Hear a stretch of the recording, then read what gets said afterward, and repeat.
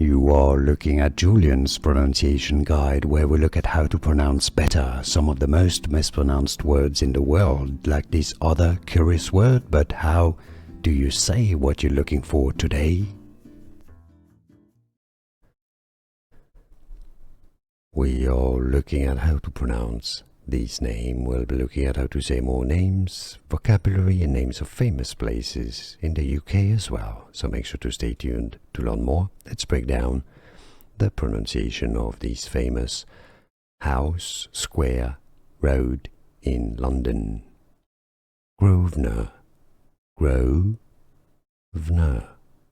It's how it's usually pronounced. So yes, the S is silent, it's misleading, it's not Grosvenor, but rather Grosvenor.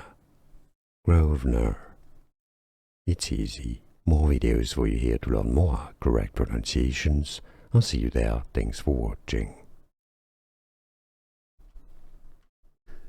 Here are more videos on how to pronounce more confusing words and names too many mispronounced. Like this video if you found it useful. I appreciate your support. I'll see you soon and thanks for watching.